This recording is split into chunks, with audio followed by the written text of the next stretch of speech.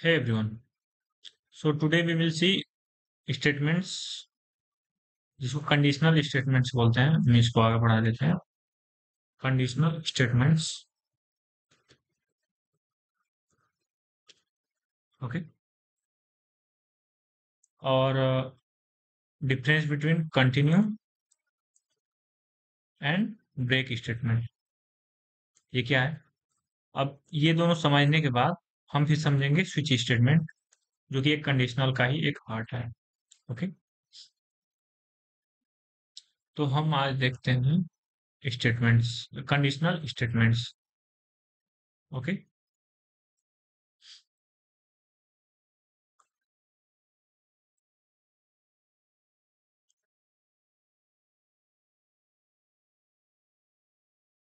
जैसे कि नाम से पता चल रहा है कि हम कुछ काम करना चाहते हैं, जो कि हमारी स्टेटमेंट्स है वो ये पता करना चाहते हैं सही है या गलत। यानी कि मतलब लेट सपोज हम ये चाहते हैं कि किसी कंडीशन के बेस पे हमारी कोई statements line of code run हो। सिंपली ये समझ जाइए आप कि अगर हमारी ये कंडीशन रहे तो ये लाइन ऑफ कोड स्टेट मतलब चले, और वो कंडीशन ना हो तो कोई और चले। मतलब सिंपली लेट सपोज मैंने एक एग्जांपल लाइक सिंपल लेते हैं कि आपके पास दो वेरिएबल हैं, ठीक है? और आप यही चाहते हैं कि इन दोनों में से कौन सा जो भी बड़ा हो हमेशा, ठीक है, या जो भी छोटा हो, मतलब एक आप ग्लोबली डिसीजन लेना चाहते हैं। और उस ग्लोबली डिसीजन के बेस पे यूजर कुछ भी वैल्यू दे, 10 इसको दे, इसको 15 दे, इसको 20 दे, इसको कल को 3 दे दे, तो कोई फर्क नहीं पड़ना चाहिए आपको। ग्लोबली के बेस पे आप ये चाहते हैं कि एक लॉजिक लिखना, उस लॉजिक में जो भी इसमें से बड़ी आपने एक लिख दिया, आप चाहते हैं इसमें से हमेशा आप छोटी वैल्यू फाइंड आउट करें, तो वो कोड इसमें लिख देंगे आप, ठीक है, अपने प्रोग्राम में, जिससे आपको हमेशा छोटी वैल्यू ही मिलेगी। तो इसका यूज करते हैं हम, या मतलब इस कंडीशनल स्टेटमेंट का यूज हम यहाँ करते हैं। अब कंडीशनल स्टेटमेंट होते कौन कौन से हैं? तो कंडीशनल स्टेटमेंट टाइप आप समझ सकते हैं। पहला होता है इफ, दूसरा होता है इफ एल्स, तीसरा होता है इफ एल्स इफ, चौथा होता है स्विच। अब हमारे पास चार हैं क्यों, हमें चारों की जरूरत क्या है, ये भी समझ लेते हैं। इफ का हम यूज वहीं करते हैं जहां पे केवल हमें बस ये चेक करना हो, सिंपली एक स्टेटमेंट हो और केवल वही ट्रू हो, हमें प्रिंट कराना हो। जैसे आप ये चाहते हैं कि दो वैल्यू है, दो वेरिएबल्स हैं, इसमें से केवल आप एक ही जो भी बड़ा स्टेट वैल्यू हो, वेरिएबल जो भी, लेट एक्स लेट वाई, हमेशा जो भी दोनों में से बड़ा हो केवल वही प्रिंट कराना चाहते हैं। क्या चाहते हैं हमेशा? तो आपको क्या समझ में आ रहा है? हमेशा केवल एक आउटपुट चाहिए आपके कंडीशन के बेस पे, ठीक है? तो यहाँ पे आप यूज करेंगे इफ। मतलब इफ क्या होगा कि जब इसका सिंटेक्स ये होता है, इसको हम कॉपी करते हैं।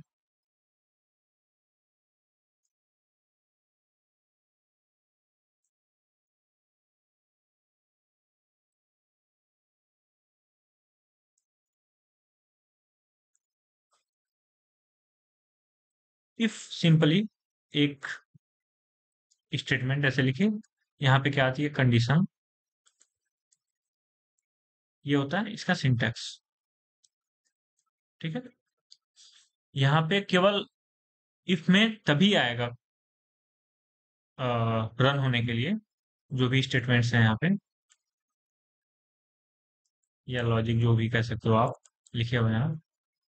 तो यहाँ पे जब केवल ट्रू रहे, अगर आप चाहते हैं कोई भी कंडीशन केवल एक ही जब यहाँ पे ट्रू रहे तब उसको एग्जीक्यूट कराना, तो हम लिखते हैं, यूज करते हैं इफ का। अब जैसे कि आप अगर लेट सपोज आप एक पेरेंट्स हैं, एक एग्जाम्पल के रूप में आप समझिए, तो आपने ये डिसाइड कर रखा है कि आप ये चाहते हैं कि केवल ओनली आपका आपका मतलब लड़का जो या लड़के जो भी हो 18+ हो, तभी आप उसको मोबाइल देना चाहते हैं। ये तो चलिए इसी को ले लेते हैं, एग्जाम्पल ही तो है। 18+ हो तो उसको मोबाइल देना चाहते हैं, ठीक है। तो इस केस में आप क्या लगाएंगे कि इफ कंडीशन लगा देंगे कि अगर एज उसकी 18 या 18 के इक्वल मान लेते हैं हो, तभी पेरेंट्स गिव गिव मोबाइल,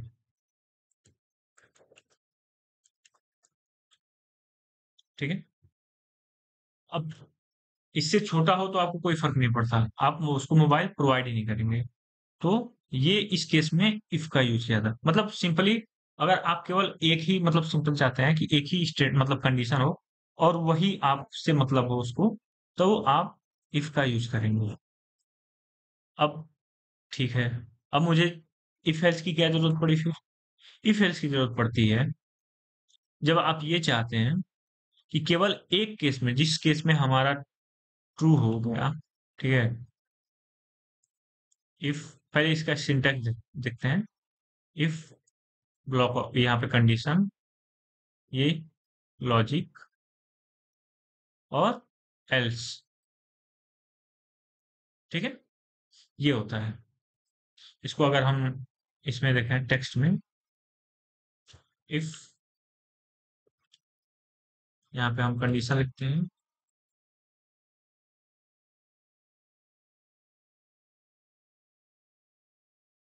यहाँ पे आपका जो भी लॉजिक लिखना होगा आप लिखोगे,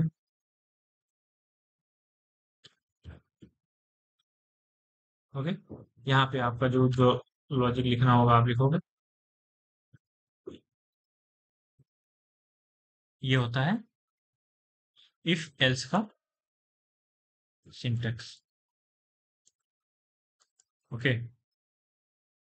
अब ये चाहते हैं आप, ये इफ एल्स का यूज कब करते हैं, मैंने जैसे कि बताया, आप चाहते हैं कोई कंडीशन हो, इफ में हमारा लॉजिक कब एग्जीक्यूट होता है, जब यहाँ पे ट्रू हो।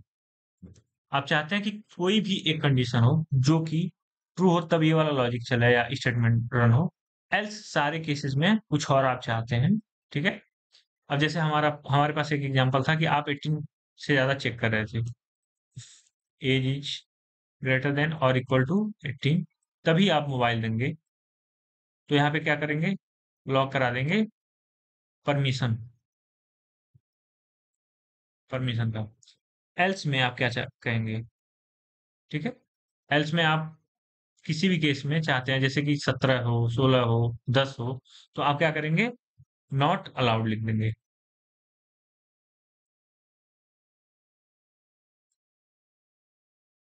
ठीक है। तो यहाँ पे जैसे कि अ, दो चीजें हैं, या तो हमेशा आप ट्रू, मतलब दो चाहते हैं कि ट्रू वाली में जो चले स्पेसिफिक कंडीशंस वो आप अपना लॉजिक लिख देंगे, ट्रू के अलावा जो भी हमारी वैल्यूज आएंगी फॉल्स में, उसका लॉजिक यहाँ लिख देंगे, ठीक है। फिर उसके बाद हम ये सोचते हैं कि भाई इफ एल्स हो गया, फिर इफ एल्स इफ का यूज कहाँ करते हैं, क्या जरूरत पड़ेगी इसकी, जब हमारे पास इफ था, केवल हम जो हमें जो चाहिए था वो मिल रहा था। एल्स में हमें ये मिल गया कि जो भी ट्रू वाली कंडीशन रहेगी ट्रू में आएगा, इफ में आ जाएगा, बाकी सब एल्स में आ जाएगा। तो फिर इफ एल्स इफ की क्या जरूरत पड़ी, इफ एल्स इफ की जरूरत तब पड़ी जब हमारे पास ट्रू वाली कंडीशन मोर देन 1 हो गई। जैसे आप कोई लॉजिक लगाना चाहते हैं, ठीक है, और आप चाहते हैं कि इन दोनों के केस में मतलब ट्रू वैल्यू एक से ज्यादा आ रही हो, ठीक है। तो हम इफ एल्स इफ का यूज करते हैं, इसका सिंटैक्स देख लेते हैं, इसको कैसे डिक्लेयर करते हैं हम। इफ, ये सिंपल ही है, यहाँ पे कंडीशन,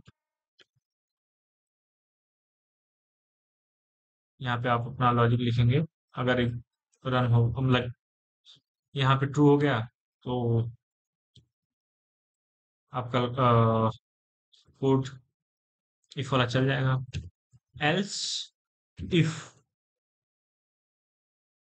यहाँ पे आप सेम कंडीशन लिखेंगे,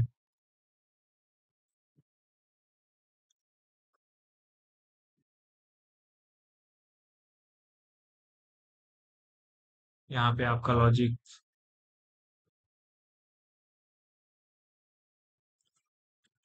एल्स, मतलब आपके पास अगर और भी है वो, आप इसको ऐसे बढ़ा सकते हो। ओके,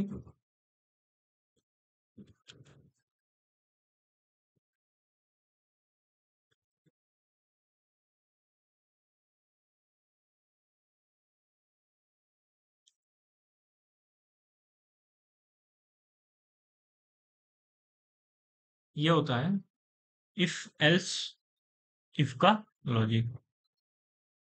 ओके, कि अगर इसमें ट्रू वाली कंडीशन चल जाए तो आपका लॉजिक वन चले, इसमें ना चले, इसके बाद अगर इस वाले में कंडीशन ट्रू आ जाए तो ये वाला लॉजिक चल जाए, लॉजिक टू। इसमें दो या दो से अधिक, अगर इन दोनों में भी नहीं आया, अगर इस वाले कंडीशन में आ गया ट्रू वैल्यू, तो लॉजिक थ्री चल जाए। अगर कोई में भी नहीं आया तो हमारा लॉजिक नंबर चार चला, जो कि एल्स में से हो। तो ऐसे यूज होता है एल्स इफ एल्स और इफ एल्स इफ का। इसका इसका एग्जांपल देखते हैं हम कि कैसे हम स्टेटमेंट्स का यूज करते हैं इफ एल्स इफ और उसका सिंपली इसको हम अगर एक एग्जांपल देखें, ठीक है, तो एक प्रोग्राम हम एक क्वेश्चन देते हैं, लाइक एक क्वेश्चन सॉल्व करते हैं जिससे थोड़ा और अच्छा हमारा दिमाग लाइक समझने में आसानी होगी। क्वेश्चन है,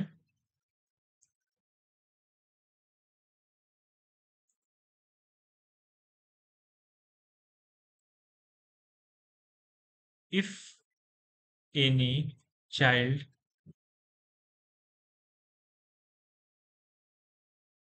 हैज एज मोर देन और इक्वल टू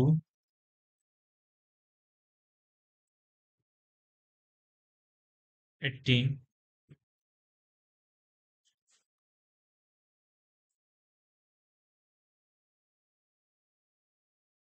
चेक दैट,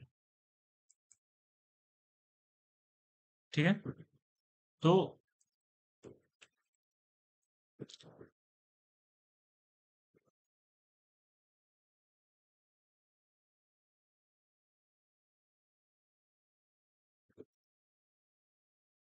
इसमें हम इफ एल्स का यूज करेंगे। सिंपली क्या करेंगे कि हम ये चेक करेंगे, ये क्या कह रहा है, if any child has, child या person has age more than zero, like more than और इक्वल टू 18, चेक दैट, हमें चेक करना है। तो हमारा एज कुछ भी हो सकता है, जो भी प्रोवाइड किया जाएगा। हमें चेक किससे करनी है, 18 या 18 से ज्यादा है या नहीं, ठीक है। तो इसके लिए हम प्रोग्राम लिखते हैं,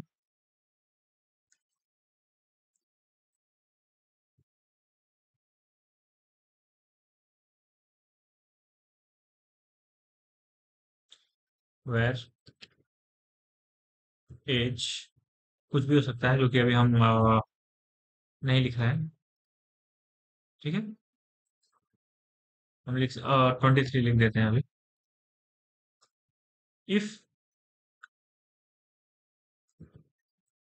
condition age is greater than और इक्वल टू किससे, 18, जो कि डिफाइंड है, तो हम क्या लिखेंगे,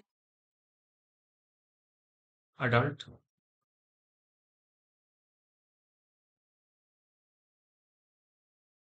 एल्स नॉट अडल्ट,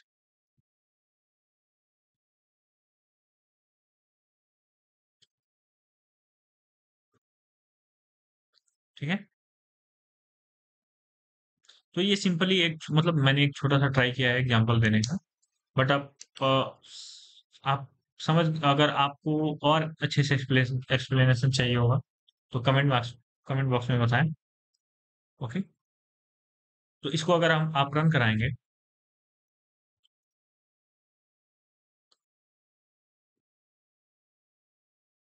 तो आप देखेंगे एज हमारा कितना था, 23, जो कि 18 से ज्यादा है तो एडल्ट प्रिंट हो गया, ठीक है। अब एल्स इफ का यूज करते हैं, कहाँ करते हैं? F else if and else, like अब देखिए सेम क्वेश्चन को अगर हम थोड़ा सा और वो करें, बढ़ाएं कि question if age is greater than or equal to 18, okay, but less than 60, तो उसको आप नहीं 40 करते हैं, उसको अडल्ट मानेंगे, लाइक टीनेजर टीनेजर मानेंगे। अगर एज ग्रेटर देन और इक्वल टू 40 है तो आप उसको ये मानेंगे कि वो ओल्डर ओल्ड हो चुका है, ठीक है। और इन दोनों से अगर बचा रह गया, ठीक है, यानी कि 18 से कम है, तो उसको आप चाइल्ड मानेंगे, ठीक है। ये क्वेश्चन है तो इसको लॉजिक कैसे लिखेंगे? अब आपके पास कितने कंडीशंस हो गए? एक तो ये हो गया कि जो एज होनी चाहिए वो 18 से ज्यादा हो, बट लेस देन 40 हो, यानी 40 से कम हो, उसके बराबर भी नहीं, तब हम उसको मानेंगे टीनेजर। अगर age is greater than 40 old, else child. तो ये जब आप सोचेंगे तो इसको आप कैसे प्रोग्राम लिखेंगे, ठीक है। एज हमारा यहाँ पे है, अब देखिए इसको हम कैसे इफ एल्स इफ में कन्वर्ट करेंगे। तो सिंपली आप तीन हमारे पास कंडीशन समझ में आ गई है। कंडीशन क्या क्या है कि पहले ये चेक कर लें कि अगर एज हमारा या तो 40 या 40 के बराबर आ रहा है, ठीक है। तो अब इसको क्या करेंगे, हम लॉक करा देंगे किसका? ओल्ड का, यानी कि वो आदमी बुढ़े की हो, मतलब जो भी है कंडीशन के हिसाब से। Else if age is less than 40 and age is greater than और इक्वल टू 18, तो इसको क्या मानेंगे आप? लॉक कराएंगे टीनेजर।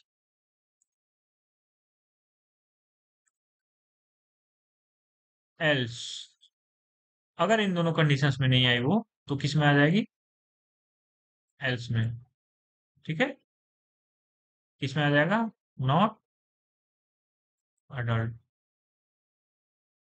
या चाइल्ड, जो भी आप कंडीशन में प्रिंट करना, समझ गए? ऐसे हम यूज करते हैं अपने कंडीशंस का, लाइक इफ एल्स इफ और इफ एल्स इफ का, ठीक है। और इसको अगर हम आप प्रोग्रामिंग में देखें, सिंपल है।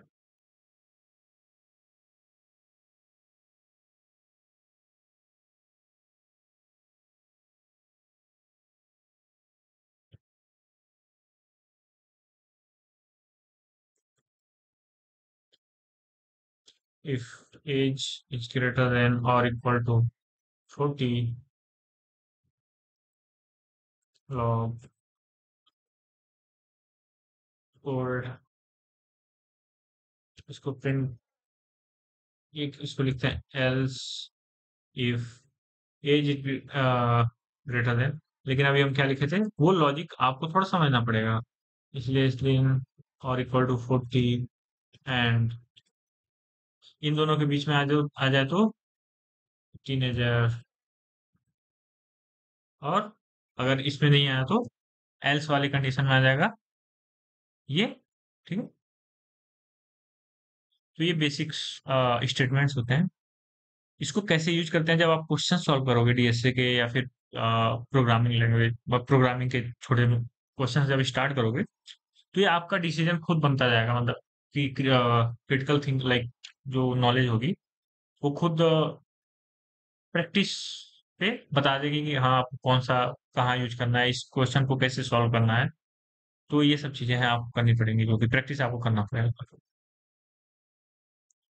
तो अभी हमने पढ़ा इफ एल्सिफ एंड,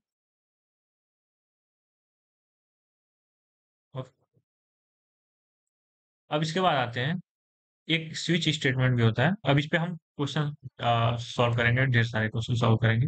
पहले हम ये थोड़ा पढ़ा लें, मतलब ये थोड़ा समझ जाए, ताकि हम उन सबका इम्प्लीमेंटेशन अच्छे से कर पाएंगे।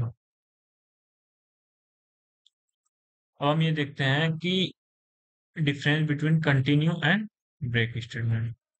ठीक है, ये क्या है? ब्रेक एंड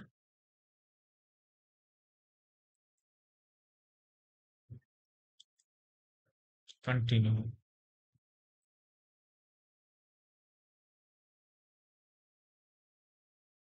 एक काम करते हैं, इसको हम थोड़ा जब लूप समझ लेंगे, ओवर मैं बेसिक सा बता दे रहा हूँ, बट जब हम लूप पढ़ेंगे, लूप्स, तो लूप्स में ये कॉन्सेप्ट अच्छे से समझ में आएगा आपको।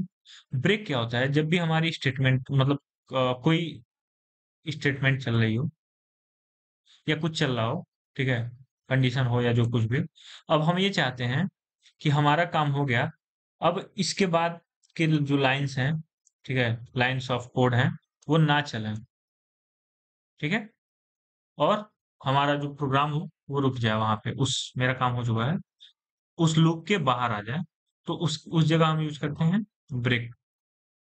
कंटिन्यू क्या होता है? मतलब कि एक कंडीशन मैच करेगा, ब्रेक कर दिया मतलब ये बाहर आ जाएगा। कंटिन्यू क्या होता है?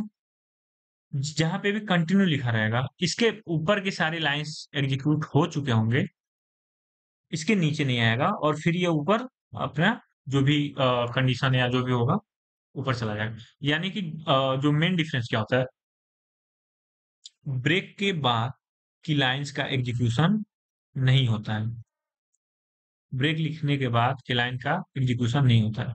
सेम चीज इसमें भी है। कंटिन्यू, कंटिन्यू के बाद ब्रेक, मतलब कंटिन्यू के बाद सिंपली समझ जाओ कुछ नहीं होता है, सिंपली एक लूप या कंडीशन जहां भी होगी, ये प्रोग्राम रिटर्न कर जाता है, मतलब ये लाइन। इसके लिए जब आप समझोगे,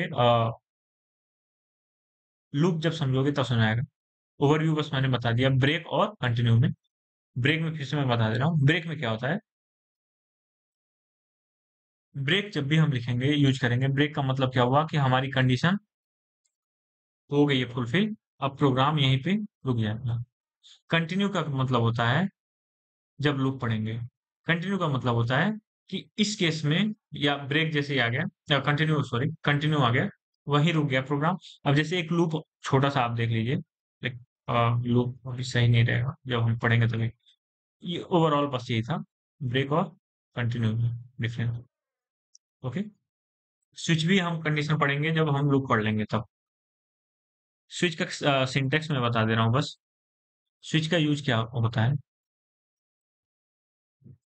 स्विच का सिंटेक्स ये से होता है, स्विच ब्रैकेट, यहाँ पे कंडीशन या वैल्यू जो भी आपको मैच करानी हो, केस, यहाँ पे जो भी वैल्यू, देखिए पहले इसको लिख लेते हैं। यहाँ पे आपका जो भी लॉजिक रहेगा, ब्रेक, ब्रेक क्यों लिखते हैं ये भी आपको समझ में आएगा, मैं इसलिए बताना चाह रहा था। केस वन, केस टू, आपका जो भी logic, two, break, case, logic three, break,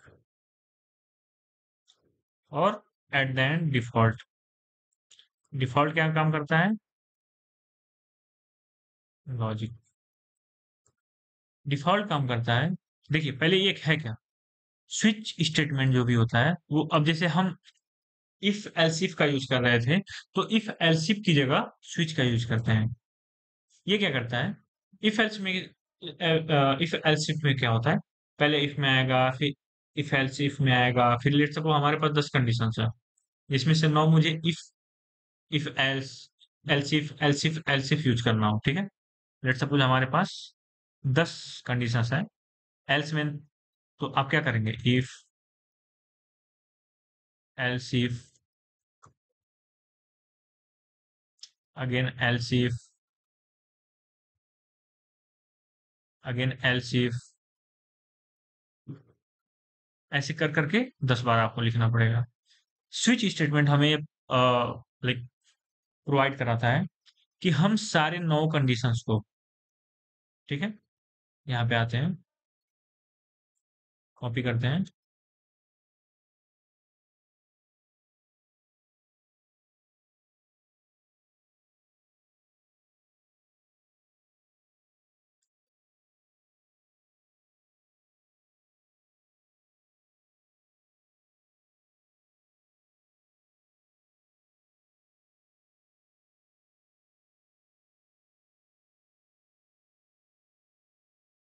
switch condition क्या करता है, हमारे सारे कंडीशंस को, अब जैसे लेट सपोज हम एक एग्जांपल इसमें लेते हैं। हम ये चाहते हैं कि एग्जांपल लेते हैं कि पहले एक क्वेश्चन सॉल्व करते हैं जो कि हमारा डे हो, ठीक है।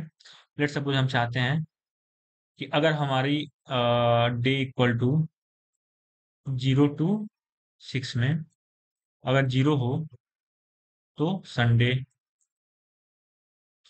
1 हो तो मंडे, 2 हो तो ट्यूसडे, 3 हो तो वेडनेसडे, 4 हो तो थर्सडे, 5 हो तो फ्राइडे, 6 हो तो सैटरडे और 7 हो तो Sunday, Monday, Tuesday, Wednesday, Thursday, Friday, Saturday, Sunday, ऐसे प्रिंट हो 0 to 7। तो अगर आप इसको इफ एल्स के थ्रू सॉल्व करने जाएंगे तो आपको कितनी बार लिखना पड़ेगा, यहाँ पे देखिए, इफ डे, ओके, सॉरी,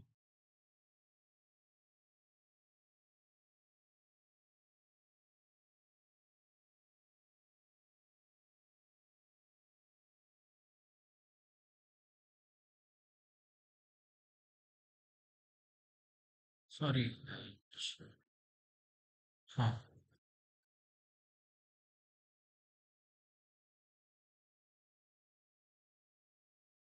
तो हम कहा है, हाँ, इफ डे इक्वल टू 0 तो लॉग कराओगे संडे, ठीक है। Else if day equal to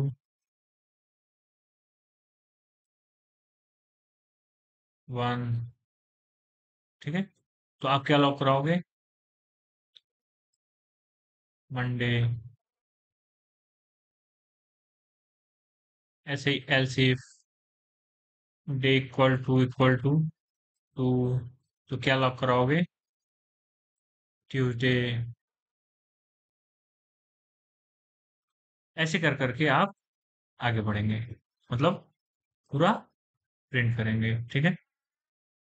समझ में आ रहा है आपको, इफ, वही चीज मैं यहाँ लिख रहा हूँ, डे इक्वल टू 1,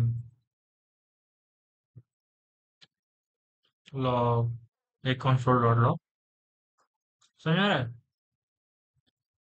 तो अब इतना मुझे काम ना करना पड़े, इसलिए हमारे पास आता है स्विच स्टेटमेंट। इसमें क्या होता है, हम यहाँ लिखते हैं स्विच,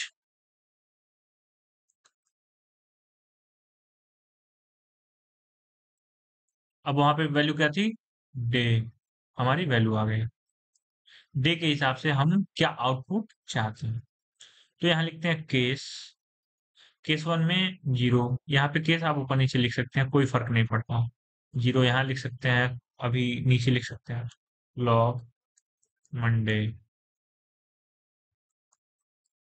उसके बाद ब्रेक, ब्रेक लगाना बहुत जरूरी है, क्यों, क्योंकि क्या बताए थे, हम चाहते हैं कि एग्जीक्यूट हो जाए और इसके बाद ये हमारा पूरा लूप खत्म हो जाए, हमारा प्रोग्राम से बाहर आ जाए, तो इसलिए ब्रेक का यूज करते हैं। फिर लिखते हैं केस 1, लॉग ट्यूसडे, उसके बाद ब्रेक, ब्रेक लगाना मत भूलिएगा, एल्स उसके नीचे की लाइंस भी प्रिंट हो जाएंगी। ओके, अब देखिए यहाँ पे आपकी क्या अच्छी चीज है, केस 2 की जगह आप केस 3 लिख दीजिए, कोई फर्क नहीं पड़ता। क्योंकि वो डायरेक्ट क्या करेगा, ऐसे ही आपको आके फिर यहाँ पे डिफॉल्ट करके, अगर कोई नहीं रहा वो, तो अननोन डे प्रिंट हो जाएगा। अभी हम इसको प्रोग्राम करके देखेंगे। तो एक काम कैसे करता है स्विच स्टेटमेंट। स्विच स्टेटमेंट आएगा, यहाँ पे वैल्यू चेक करेगा। लेट सपोज हमारी वैल्यू इस समय 1 है। डे की वैल्यू कितनी है? 1 है। ये सीधे आता है यहाँ पे केस वैल्यू, क्या 0? नहीं, वैल्यू 1। हाँ, तो इस केस में कौन सा आउटपुट, मतलब कौन सा कोड चलेगा? ये वाला। हमारा आउटपुट आ जाएगा ट्यूसडे, और लूप के बाहर आ जाएगा। ओके, ऐसे काम करता है स्विच स्टेटमेंट। इसको प्रिंट कराते हैं हम, लाइक देखते हैं।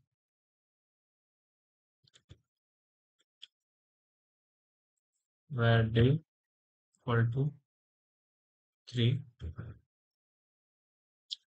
switch। मैंने एक इनबिल्ट का यूज किया की आगे। की में हम क्या डालेंगे? डे। वैल्यू क्या हम डाल रहे थे? 0 log मंडे। इसको कॉपी करते हैं।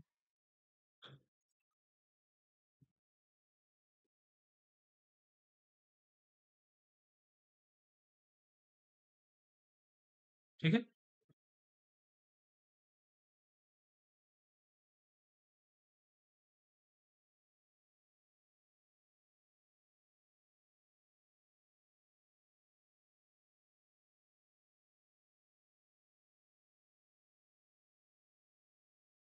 0 1 2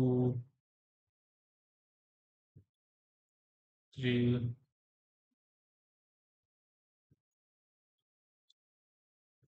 ट्यूसडे,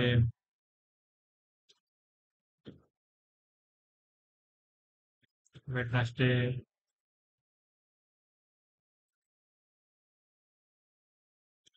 थर्सडे। ऐसे ही, ऐसे केस 4। 4 की जगह हम 5 लिख देते हैं, फिर बाद में लिख देंगे log Wednesday, Thursday, Friday, Saturday, क्योंकि हमने 5 लिख दिया है। फिर ब्रेक,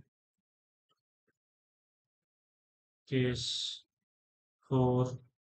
ठीक है, केस हम कंडीशन अपने हिसाब से ऊपर नीचे कर सकते हैं, इसमें कोई दिक्कत नहीं होती। हमने थर्सडे के बाद फ्राइडे छोड़ दिया था। ब्रेक,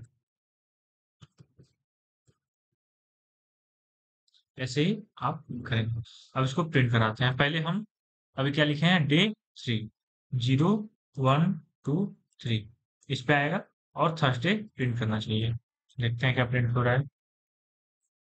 थर्सडे प्रिंट हो रहा है। ओके, अब देखिए हमने केस ऊपर नीचे लिखा है। केस 5 पहले लिख दिया है, केस 4 बाद में लिख दिया है। यानी कि अगर हम यहाँ 4 लिखते हैं तो हमारी वैल्यूज का कोई फर्क नहीं पड़ना चाहिए। ओके, हमें क्या आउटपुट आएगा? ये आएगा डे क्या है? 4, सीधे आएगा केस 4। ये वाली ब्लॉक ऑफ कंडीशन कोड चलाएगा और अपना काम करेगा। दिख रहा है आपको? तो इस स्विच स्टेटमेंट ऐसे काम करता है। तो इफ एल्स इफ का मतलब हमें ज्यादा यूज ना करना पड़े, इसलिए हम, मतलब हमारे पास ये ऑप्शन होता है कि हम स्विच स्टेटमेंट यूज कर लें।